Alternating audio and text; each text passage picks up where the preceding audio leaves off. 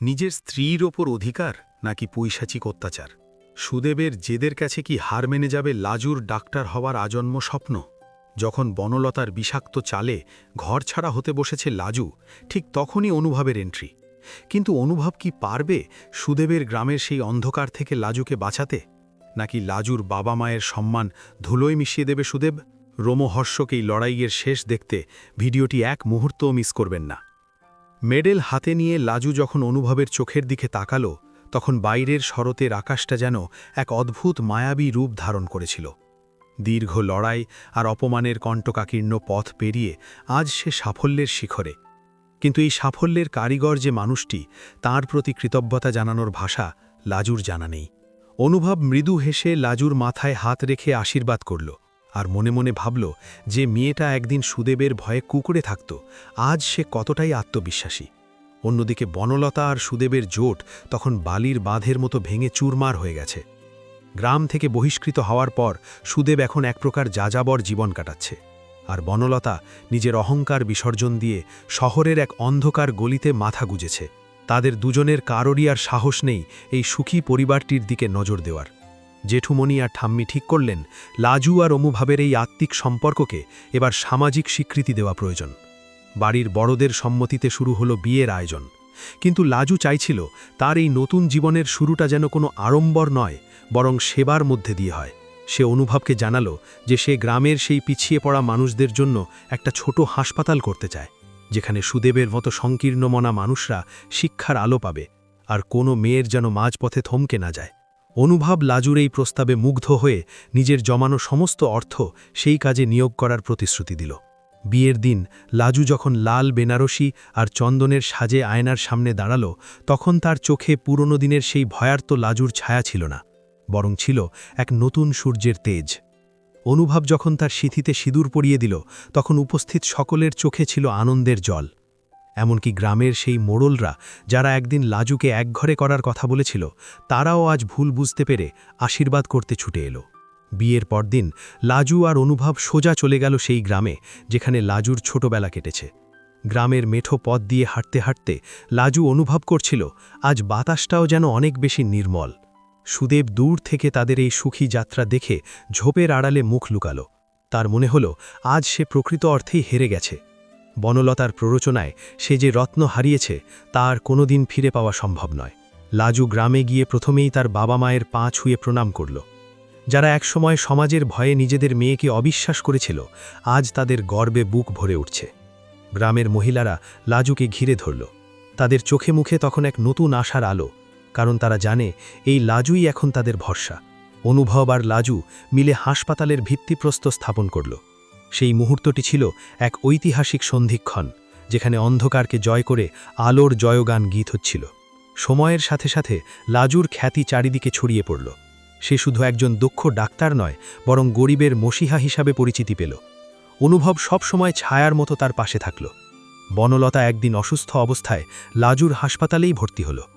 লাজু যখন তাকে চিকিৎসা করতে গেল, বনলতা লজ্জায় চোখ তুলে তাকাতে পারল না। কিন্তু লাজু কোনো প্রতিশোধের কথা না ভেবে পরম মমতায় তার সেবা করল। বনলতার দু চোখ দিয়ে অশ্রু গড়িয়ে পড়ল।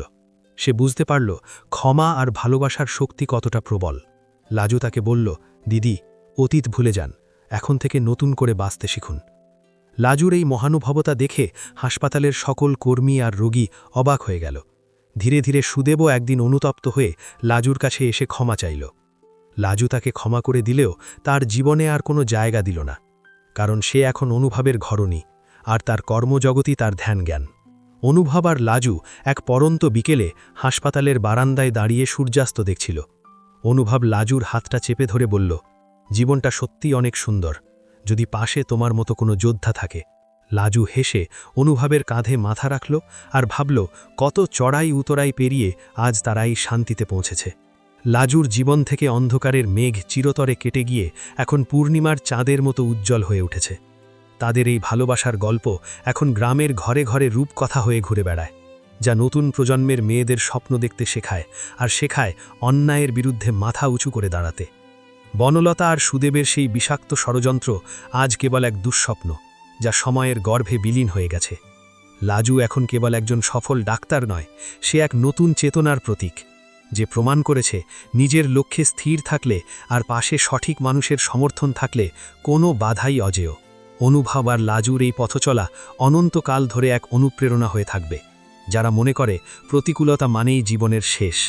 লাজুর জয় আসলে সকল ধৈর্যশীল আর সংগ্রামী নারীর জয়, যা সমাজকে এক যোগ্য চপেটাঘাত দিয়ে শিখিয়ে দিল যে সম্মান অর্জন করতে হয় ভয় দেখিয়ে নয়, বরং ভালোবাসা আর কর্ম দিয়ে। লাজু আর অনুভবের ঘর এখন আলোয় ভরে উঠেছে, আর সেই আলোর ছটায় দূর হয়েছে সমাজের যত কুসংস্কার আর অন্ধকার। আগামী দিনগুলোতে তারা এভাবেই একে অপরের পরিপূরক হয়ে সমাজের সেবা করে যাবে, আর লিখে যাবে এক অমর প্রেমের উপকাত্থান, যেখানে জয় হবে শুধু সত্যের আর নিষ্ঠার। লাজু আর অনুভবের নতুন জীবনের এই পথ চলা যেন এক শান্ত স্নিগ্ধ নদীর মতো বয়ে চলতে শুরু করল, যেখানে নেই কোনো ষড়যন্ত্রের বিষাক্ত নিঃশ্বাস বা সুদেবের মতো সংকীর্ণ মনের মানুষের হাহাকার। বিয়ের পর কয়েকটা মাস কেটে গেছে। লাজু এখন শহরের এক নামী হাসপাতালে ইন্টার্নশিপ করছে, আর তার পাশাপাশি গ্রামের সেই হাসপাতালের কাজও দ্রুত গতিতে এগিয়ে চলছে। অনুভব নিজে দাঁড়িয়ে থেকে তদারকি করছে যাতে লাজুর স্বপ্নের প্রকল্পে কোনো খামতি না থাকে। একদিন সকালে লাজু যখন তৈরি হয়ে হাসপাতালের দিকে বেরোচ্ছিল, তখন দরজায় দেখল এক জীর্ণকায় বৃদ্ধা দাঁড়িয়ে আছেন। ভালো করে তাকিয়ে দেখল, এ তো সেই বনলতা দিদির পিসি, যিনি একদিন লাজুকে অপদস্থ করার জন্য বনলতাকে সাহস জুগিয়েছিলেন। আজ তার পরনে তালিমারা কাপড় আর চোখের কোণে জল। তিনি লাজুর পা জড়িয়ে ধরে কাঁদতে লাগলেন আর বললেন, মা, আমাকে ক্ষমা করে দাও। বনলতা আজ জেলে, ওর কুকর্মে সাজাও পাচ্ছে, কিন্তু আমার তো কেউ নেই, আমাকে একটু আশ্রয় দাও। লাজু মুহূর্তের জন্য থমকে গেল। তার মনে পড়ে গেল সেই সব দিনগুলোর কথা যখন এই মানুষগুলোই তাকে বাড়ি থেকে বের করে দেওয়ার জন্য সুদেবকে উস্কানি দিত। অনুভব পিছন থেকে এসে লাজুর কাঁধে হাত রাখল। সে জানত লাজু অত্যন্ত কোমল হৃদয়ের মেয়ে। অনুভব মৃদু স্বরে বলল, লাজু, সিদ্ধান্ত তোমার, তুমি যা চাইবে তাই হবে। লাজু বৃদ্ধাকে তুলে বসালো আর বলল, পিসিমা, শত্রুতা করে কেউ কোনোদিন সুখী হয়নি। আমি আপনাকে আমাদের গ্রামের সেই বৃদ্ধাশ্রমে থাকার ব্যবস্থা করে দেব, যেখানে আপনি সম্মানের সাথে দুবেলা খেতে পাবেন। লাজুর এই মহানুভবতা দেখে অনুভব মনে মনে হাসল। সে ভাবল, লাজু সত্যিই এক অনন্য সাধারণ নারী, যার মনে প্রতিহিংসার কোনো স্থান নেই। ওদিকে গ্রামে সুদেবের অবস্থা আরও শোচনীয় হয়ে উঠল। সে যখন জানতে পারল লাজু আর অনুভব গ্রামে একটা বড় হাসপাতাল করছে, আর সেখানে গ্রামের হাজার হাজার মানুষের কর্মসংস্থান হচ্ছে, তখন তার মনে এক অদ্ভুত হীনমন্যতা তৈরি হল। সে ভাবল, যে মেয়েটাকে সে অবহেলা করত, আজ সেই মেয়েটাই পুরো গ্রামের ভাগ্যবিধাতা হয়ে দাঁড়িয়েছে। সুদেব একদিন মদ্যপ অবস্থায় সেই হাসপাতালের নির্মাণাধীন এলাকায় গিয়ে চিৎকার করতে লাগল। সে বলতে লাগল, এই জমি আমার, লাজু আমার বউ, ওকে আমি দেখে নেব। কিন্তু গ্রামের মানুষ এখন আর আগের মতো ভীত নয়। তারা লাজুকে নিজেদের ঘরের মেয়ে মনে করে। গ্রামের জোয়ান ছেলেরা সুদেবকে জাপটে ধরল আর বলল, সুদেববাবু, অনেক হয়েছে। আর একবার যদি লাজু দিদিমণির নামে কোনো খারাপ কথা বলেছেন, তবে গ্রাম থেকে চিরতরে বিদায় নিতে হবে। সুদেব ভয়ে কুঁকড়ে গেল। সে বুঝতে পারল, লাজুর শক্তি এখন আর শুধু তার একার নয়, বরং পুরো গ্রামের আশীর্বাদ তার সাথে আছে। লাজু যখন এই খবর পেল, সে অনুভবকে বলল, চলো একবার গ্রামে যাই। সুদেবকে আমাদের বোঝানো দরকার। ঘৃণা দিয়ে ঘৃণা মেটানো যায় না। অনুভব প্রথমে রাজি না হলেও লাজুর জেদের কাছে হার মানল। তারা যখন গ্রামে পৌঁছল, তখন দেখল সুদেব এক গাছতলায় বসে শূন্য দৃষ্টিতে তাকিয়ে আছে। লাজু তার সামনে গিয়ে দাঁড়াল। সুদেব লাজুকে দেখে চমকে উঠল আর বলল, তুমি এখানে কেন এসেছ? আমাকে অপমান করতে? লাজু শান্ত গলায় বলল, না সুদেব, তোমাকে অপমান করতে আসিনি, তোমাকে জীবনের মানে বোঝাতে এসেছি। তুমি যদি চাও, আমাদের এই হাসপাতালে একটা ছোট কাজে যোগ দিতে পারো, যেখানে তুমি মানুষকে সাহায্য করতে পারবে। নিজেকে সংশোধন করার এটাই তোমার শেষ সুযোগ। সুদেব অবাক হয়ে লাজুর দিকে তাকিয়ে থাকল। সে ভাবতেই পারেনি যে মেয়েটাকে সে লাঞ্ছিত করেছে, সেই মেয়েটাই আজ তাকে বাঁচার পথ দেখাচ্ছে। সুদেবের চোখ দিয়ে টপ টপ করে জল পড়তে লাগল। সে লাজুর পায়ের কাছে বসে ক্ষমা চাইল আর বলল, লাজু, আমি মানুষ চিনতে ভুল করেছি, আমাকে ক্ষমা করে দাও। অনুভব দূর থেকে এই দৃশ্য দেখছিল। তার মনে হল, আজ লাজুর বিজয় সম্পূর্ণ হল, কারণ সে শুধু ডাক্তার হয়ে রোগ সারায়নি, বরং একটা পচে যাওয়া মনকেও সারিয়ে তুলেছে। কয়েক বছর পর সেই গ্রামের চিত্রটা পুরোপুরি বদলে গেল। সেখানে এখন বড় এক হাসপাতাল আর স্কুল হয়েছে। লাজু এখন সেই হাসপাতালের প্রধান ডাক্তার, আর অনুভব তার প্রশাসনিক কাজ সামলায়। বনলতা জেল থেকে ছাড়া পাওয়ার পর অনেক চেষ্টা করেছিল আবার ফিরে আসতে, কিন্তু সমাজের মানুষ তাকে আর গ্রহণ করেনি। সে এখন এক অনাথ আশ্রমে স্বেচ্ছাসেবী হিসেবে কাজ করে নিজের পাপের প্রায়শ্চিত্ত করছে। লাজু আর অনুভবের কোলে এখন এক ছোট্ট দেবদূত এসেছে, যার হাসিতে সারা বাড়ি মুখরিত থাকে। জেঠুমনি আর ঠাম্মি এখন নাতিপুতি নিয়ে সুখে দিন কাটাচ্ছেন।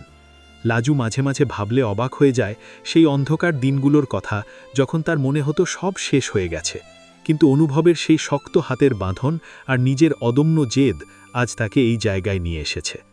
লাজু এখন নিয়মিত শহরের বড় বড় সেমিনারে বক্তব্য রাখে, যেখানে সে নারী শিক্ষা আর স্বাবলম্বী হওয়ার গুরুত্ব তুলে ধরে। লাজুর বাবা মা এখন পরম শান্তিতে থাকেন। তাদের মেয়ে আজ শুধু তাদের নয়, বরং সারা দেশের গর্ব। একদিন সন্ধ্যায় হাসপাতালের বারান্দায় দাঁড়িয়ে লাজু আকাশের দিকে তাকিয়ে ভাবছিল, সংগ্রাম ছাড়া হয়তো জীবনের প্রকৃত স্বাদ পাওয়া যায় না। অনুভব পিছন থেকে এসে জড়িয়ে ধরল আর বলল, কি ভাবছ ডাক্তার ম্যাডাম? লাজু হেসে বলল, ভাবছি যদি সেদিন সুদেব আমাকে গ্রাম থেকে নিয়ে যাওয়ার জেদ না করত, তবে কি আজ আমি এই জায়গায় থাকতাম? অনুভব বলল, হয়তো থাকতে, কিন্তু পথটা অন্য হতো। মনে রেখো, সব বাধাই আসলে এক একটা নতুন সুযোগের জন্ম দেয়। লাজু আর অনুভবের এই যাত্রা এখন এক নতুন ইতিহাসের সূচনা করেছে, যেখানে ভালোবাসা আর ত্যাগের কাছে হার মেনেছে অন্ধকার আর প্রতিহিংসা। গ্রামের মোড়লরা এখন কোনো বিবাদ হলে লাজুর কাছে আসে মীমাংসার জন্য। লাজু তার নিরপেক্ষ বিচার আর মমতাময় আচরণ দিয়ে সবার মন জয় করে নিয়েছে। সুদেব এখন সেই হাসপাতালের স্টোর কিপার হিসেবে নিষ্ঠার সাথে কাজ করে। সে এখন আর সেই হিংস্র সুদেব নয়, বরং এক বিনয়ী মানুষ, যে তার ভুলের সাজা মাথা পেতে নিয়েছে। লাজুর জীবনের এই রূপান্তর আসলে এক মহাকাব্যের মতো, যা আমাদের শেখায় প্রতিকূলতা যতই আসুক না কেন, নিজের ওপর বিশ্বাস আর সততা থাকলে জয় নিশ্চিত। অনুভব আর লাজু একসাথে স্বপ্ন দেখে এক সুন্দর পৃথিবীর, যেখানে কোনো মেয়ের স্বপ্ন মাঝপথে ভেঙে যাবে না, আর প্রত্যেক লাজু খুঁজে পাবে তার নিজের অনুভবকে। লাজুর সংগ্রামের কাহিনী এখন পাঠ্য বইয়ের গল্পের মতো, যা ছোট ছোট মেয়েদের সাহস দেয় প্রতিকূলতার বিরুদ্ধে লড়াই করার। একদিন বর্ষার রাতে লাজু ডায়েরি লিখছিল। সেখানে সে শেষ লাইনে লিখল, জীবন মানে শুধু টিকে থাকা নয়, জীবন মানে হলো মাথা উঁচু করে বেঁচে থাকা আর নিজের স্বপ্নকে সত্যি করা। অনুভবের ভালোবাসা লাজুকে যে ডানা দিয়েছিল, সেই ডানায় ভর করে সে আজ নীল আকাশ ছুঁয়েছে। তাদের এই অমর প্রেমের গল্প কোনোদিন শেষ হবে না, কারণ ভালোবাসা যেখানে নিঃস্বার্থ, সেখানে ভগবানও সহায় থাকেন। লাজু আর অনুভবের এই সুখের সংসার এভাবেই হাসি খুশি আর সেবার মধ্য দিয়ে চলতে থাকল, যা দেখে আকাশ থেকেও যেন দেবতারা পুষ্পবৃষ্টি করেন, আর সুদেবের মতো মানুষদের জন্য এক জ্বলন্ত উদাহরণ হয়ে থাকে, যে পাপের বিনাশ আর পুণ্যের জয় চিরন্তন। আপনার কি মনে হয়, সুদেব কি সত্যিই লাজুকে ভালোবাসে, নাকি এটা কেবলই তার পুরুষতান্ত্রিক অহংকার? কমেন্টে জানান।